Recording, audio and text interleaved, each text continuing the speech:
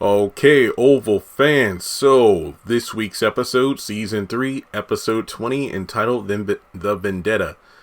Let me put it this way. I don't think it's as good as last week's episode. If I remember correctly, I think I gave last week a 5 out of 10 just because I felt like it was the best episode in about, in the past 3 to 5 weeks. And I thought it was, pretty middle of the road average episode in terms, well, technically beyond average, but I gave it a 5. This week, however, I'm going to give it a 3 out of 10 because I just finished the episode. It felt like there were so many rinse, wash, and repeat scenes. I mean, hell, even the scenes between Victoria and Donald felt recycled. I mean, the first time we see them in the residency area, oh yeah, let me tell you about the Jason situation. He's going to get out of bed. He's going to talk. We need to handle this. What about your wife? Yada, yada, yada. But then when she goes down to Donald's office to, ask where Hunter is, we pretty much get the same damn conversation again. And keep in mind, those two scenes were like 1 or 2 scenes separated. So it just feels a bit weird. Not to mention a lot more cameos, like, Lily's there to establish, oh, she's definitely unwinding more or becoming more unraveled every episode. She's drinking to the point of, I feel like she's turning into the Wendy Williams character that she portrayed in the Wendy Williams biopic now. I'm like, oh snap, Bob, you better watch out. But yeah, this episode was meh. I know the ending is like, Jeremy, is Sam dead? What did Victoria do to Jason? Yeah, those were like, but let's be honest here. If you took those 2 moments out of the episode, which were at the tail end of the episode, this episode was kind of eh. And I know, it looks like they're raising the stakes because we got the penultimate episode next week, and then the following week we have the season finale. But yeah, even if the next 2 episodes are like 10 out of 10s, this season would not be saved. This was just a horrible season. I'm not even going to say my usual catchphrase, more of the same, even though I technically just did. You know what it's about. I will say this. I do have a full page of notes. I do actually have a full page of notes. So things happen, but whether or not they're interesting things is up for you to decide. So let's go ahead and talk about it. I'll just talk about the first and last scene together in regards to Kyle and Sam. I feel like I'm thinking to myself, okay, so the episode 40 something, 41, 42 minutes as always. But in terms of the events of the episode, like my biggest question is, okay, so how long were Kyle and Sam in their standoff? Because the episode starts with them, Kyle trying to get Sam to unlock the cell, and I'm glad they addressed a lot of things. Like Sam's like, fine, if you kill me or if you shoot me, right, then you're not going to get out of here because the lock changes every 15 minutes. And it's like, Kyle brings up a good point. Well, they know I'm down here. How do you think I got this gun? Was it Donald? Close enough. One of the agents? How you know it was an agent? I can see the serial number of the gun from here. Oh, you're not that good, Sam. Was it Grip? Could be. So there was an interesting banter there, I will admit, because I'm like, wow, ever since last week, I'm saying this, fans are saying that, and they addressed those things in this scene, which I felt were very strong. Honestly, the Kyle and Sam stuff, one of the reasons why the episode got more than like a 1 out of 10. And basically, Kyle is going to talk. Sam and Kyle just go over the Rubik's Cube of the different combinations of, okay, if you shoot me first, here's what's going to happen. Well, if you shoot me first, this is what's going to happen to you. What if we shoot each other and die? Oh, they'll come down here and find us. Oh, they won't hear the gunshots down here, Kyle. Yeah, okay, yeah, shoot me. No, you shoot me. I ain't got nothing to live for. Well, you got a wife to live for, Sam. I ain't got a fucking thing to live for. Oh, okay, neither do I. Well, neither do I. I guess we're going to stand here. Yeah, until one of our trigger fingers is tired. Well, it won't be me. Alright, so then we get to the end of the episode, and basically from there, Kyle pretends to get tired, hands over his gun, he wants out. Sam's like, no. What? Talk. You just tried to kill me, Sam. I'm offended. Kyle, you do know you pulled the gun out on him first, right? Just saying. Can you at least heat up my sandwich? Well, if you're not going to talk, you're not going to get this sandwich. And Sam did a very foolish thing, which was turn his back on Kyle prior to, getting out of the room. I mean, you take the sandwich. I mean, did you even have to take the sandwich back? Well, I mean, I don't know. Maybe it would have smelled in there if you just left it. But I mean, just walk with your back towards the door, keep eyes on Kyle the entire time, and then leave. But no, he's like, well, you're not getting this sandwich. And apparently Kyle doesn't like it when you take his meal. So he reaches, I think, under the bed or under the mattress or wherever, and pulls out gun number 2, which on screen we did not see Grip give Kyle, but Grip did confirm in the last episode to Donald he gave Kyle 2 guns. And synonymous with 2, Kyle fired 2 rounds and apparently hitting, Sam in like the upper torso and the side. And based on the framing of this shot, no pun intended, Sam is dead. I think Sam is dead because it was just one of those scenes where it was kind of a slow-mo, so you can see that he was hit with 2 bullets and he falls to the ground. Sam is dead and you can't tell me otherwise. All right, so keep in mind. Okay, let me mark that off my list here. Okay. All right, so we go over to Richard and Nancy's house. Sharon and Dale are sitting on the couch, just kind of weighing their options because, neither one of them have been contacted since they've been in Richard's house. No Donald/Kyle and no Hunter, and, Dale knows it's awkward, with Barry, this being his parents' house and the fact that the tension's so thick in there. And it's like, yeah, I wonder what Miss Nancy's cooking for dinner. And then Nancy comes in with dinner. So we go over to the dinner table. And, dinner's great. Dale's loving, the food is nice. And I just have a question. So how long can we stay here? Like, how long is this going to take? And, there's really no definitive answer as to how long it's going to take and when. And then Sharon brings up the fact, well, it's Barry. Well, Barry needs to learn how to be respectful. And look, I get it. I get it. It's your it's their house. Son needs to control his temper. But the thing about it is, Barry's parents don't seem to respect his feelings. Now, when I look at things from, and I want to be fair, because I know I've been one to say this many times. Priscilla, for example, many times she has let her personal feelings compromise her mission at the White House. And I know I might seem stern to say, man, look, I get it. Her husband cheated with the first lady, blah, blah, blah, blah, blah. But there's a bigger mission at stake. But the hurt of being cheated on is real. But the thing about it is, when you look at it from, it's always about, okay, it's like, what's that thing called? The trolley problem, where like the metaphor of you, being at the controls of a train, and up ahead there are 2 tracks. You have to pick one for the train to continue running.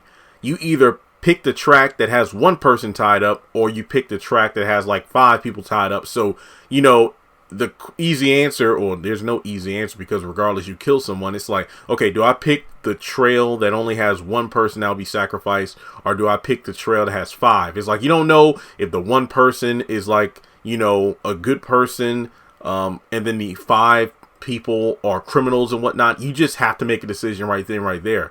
But it's all about the quote unquote greater good, is saving 1 person, the thing you should do at the expense of 5, or vice versa. Like, look, I'd rather save 5 people than 1. It sucks, but I have to do it.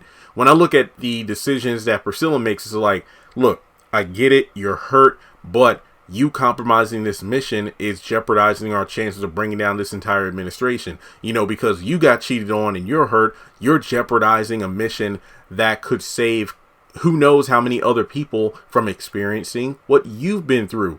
Or even worse, having people murdered, so many cover-ups and whatnot. So many people are hurt and the public will never know.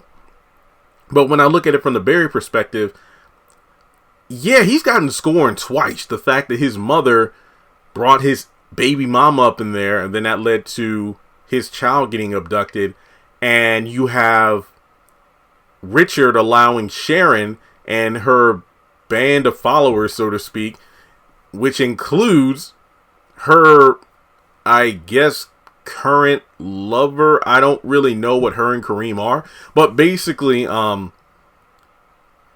okay, if I'm not I'm going to be honest here.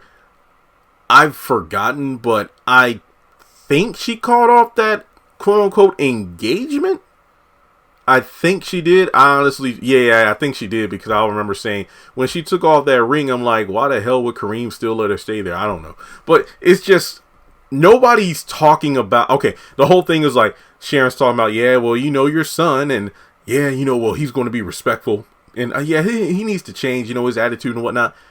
Do y'all not know how much you're triggering this young man? Because the thing that gets me is, once they finish talking behind his back, he kind of, you know, slowly comes in, and Richard, and this is the one thing, I just hate the condescension. I'm not saying that Barry wasn't wrong, because he's one of those shoot first, ask questions later. Analyze the situation, see what's going on here before you start, you know, barking like a dog that needs to be let off the chain, so to speak. So he comes in there, and, you know, Richard pretty much makes him apologize to everybody, minus Dale. And I'm just like, that was just, I just hate that. Trust me, I know what it's like. But then he goes upstairs to wash up, and then, you know, they kind of like, you know, we've been like that since a little boy. You know, he cools down and has to apologize. Then in the midst of their, you know, just sitting there enjoying the meal, Dale's like, yeah, let's sit here and enjoy this meal. Yeah, it's good food. Shut up, Dale. You said that already. I don't know why. Just this dinner scene was good. I did like the little moments where it's kind of like, you know, ad lib of self-awareness. Dale, you already said the same thing twice. Okay, sorry. And then Nancy's like, yeah, you know, Sharon got a bit of an attitude too. And Dale's like, yeah, I know.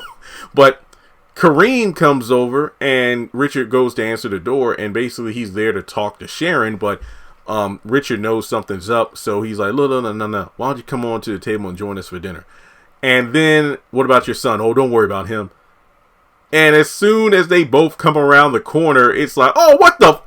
Barry goes off. Richard, well, he just apologized. Hey, forget everything I said. And then he just leaves.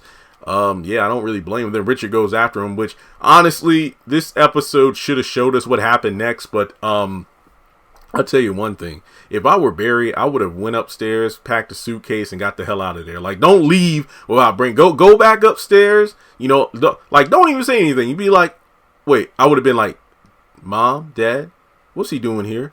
Barry? No, I'm just asking a question, Dad. What's he doing here? Well, he wants to, he needs to stay with us. Well, I'm actually here to talk to Sharon. Okay. Is he going to sit at the dinner table? Yes. Is he going to stay here? If he wants to. If I were Barry, I would have went upstairs, packed my shit as much as I could carry, and went on. Like, too bad that one crazy Rakadouchi chick came and took the rest of Ruth's money, because if he still had that, I would have took that money and got me a hotel or something. I would have been out. I would have been like, you know what, I'm done. I'm done. Because I wouldn't be able to take that crap. It's like the disrespect. I know it's his parents' house. I know he needs to watch his mouth and be respectful. But at the same time, just because parents need to learn that the stuff you do affects your kids. And yes, the bigger picture is, well, we need to protect them because the president's after them. But yeah, you also put a big target mark on your home, Richard. So I will be out. But that's just me. Okay, I'm sorry I spent so much of a time. I feel like me talking about the whole Barry thing, number one, should have been its own video, and number two is taking up a bulk of this review. So, my bad. Alright, so, like I said earlier in the video, Victoria and Donald have a brief powwow in the residency, talking about, you know, the fact that, Jason, according to the news, is going to make a full recovery, and he's going to talk, and it's funny how Donald's like, no, ma'am, I haven't seen the news. I've been running the country. Donald's had a couple of great quips in this episode. But basically, Donald says, look, if you're insinuating what I think you're insinuating, I don't want any part of it. I'll handle my wife, you handle your son, and that's it. So, Alonzo stops by Priscilla's place to give her the intel that would incriminate, I believe, Jason, the proof of, you know, Jean's murder and / cover-up.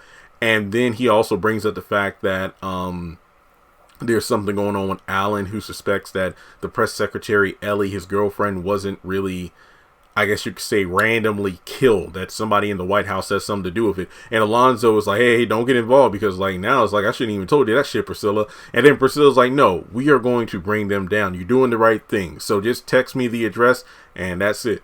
Okay, so from there, well, then again, why didn't Alonzo just say, look, I'm heading over to Alan's place now, why don't you come aboard, or follow me over there? But then of course, text the address in case you get lost, but whatever.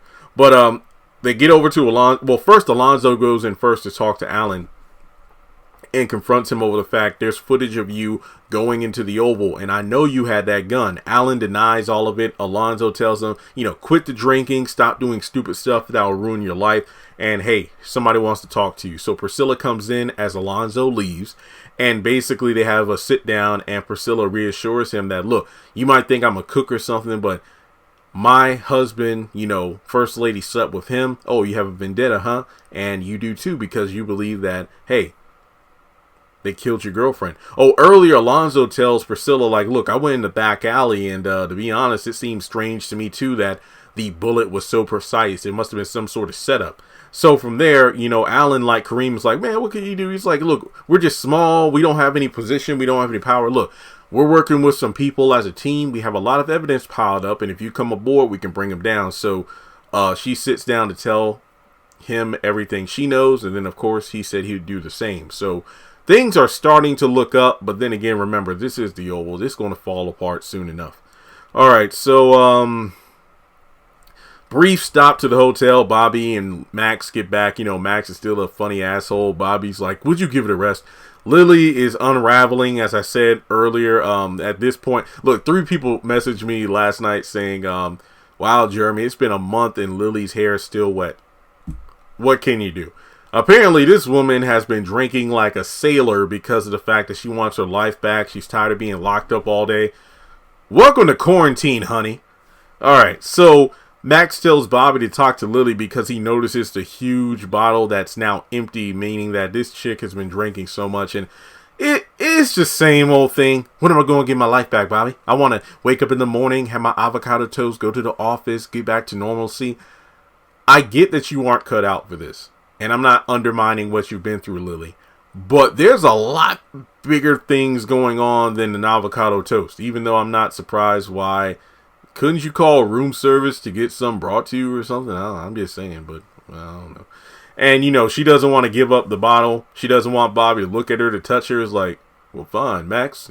You want to share the bed tonight? It looks like Lily wants to sleep on the couch. I don't know. I feel like Lily might die. I feel like she's either going to off herself. She's going to get killed being reckless because she's going to do something stupid. She will probably die in the finale. I could be wrong, but it just seems like one of those things where I don't see her bringing anything to the story anymore, but I do believe she is in season 4 because I think she was in Atlanta when they were filming. Okay, 3 more scenes to talk about. The first one, Donald and Victoria's meeting number 2. I already told you, it's just like meeting number 1. Victoria wants to talk about what to do about Jason, brings up the fact that Donald's wife is still out of line. She's offended that Donald is trying to make her look bad by sending the president alone to the White House. From the White House to the hospital, making it seem like she doesn't care to the press. But the press isn't there because Hunter and, Donald made sure there were no press. And, from there, Victoria wants a small motorcade, put on new clothes, and to, have the press there to make it seem like she does care about what's going on.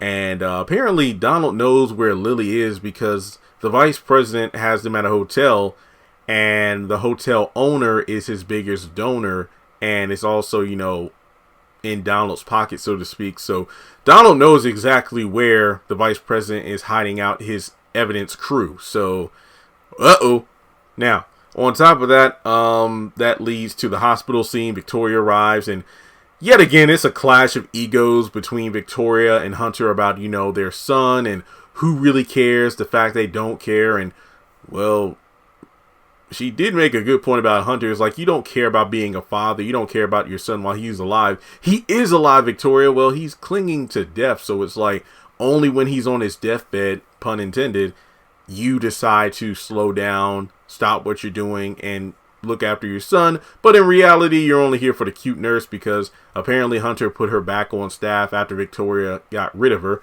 And then we get to the final scene. You know, I've already talked about the Sam and Kyle situation. But while Hunter's outside talking to that cute nurse who is actually pretty attractive, the thing is, this is one thing I didn't like about the episode. There were several scenes where it felt like they either cut away on purpose or there was probably a follow-up scene we never got. We don't see what Victoria did to Jason when Hunter left the room. She reaches in her purse. We don't even see what she has. It's just, come on. The staff rushes in and they get Victoria out of there. Oh, my son! What did you do? And then the episode ends. So, yeah, I thought it was pretty good. Yeah, it's surprising I'm giving this a 3 out of 10 due to the fact that I talked about an episode for so long. I mean, I remember the days where my reviews would be damn near as long, if not sometimes longer than the episode. But then since things have gotten so stale and repetitive, there's really no point to drag on the review when it's like, hey, 5 of the 17 scenes are exactly the same. But yeah, this episode, without my berry tangent, this episode probably would have been, this video would have been like 12 minutes, so there we go. But yeah, let me know your thoughts in the comment section below. Take a moment, hit the thumbs up button to show you like the video. Follow me on social media, links are in the description below. Hit subscribe and hit that bell icon and select all, that way you don't miss out whenever I post content on the channel.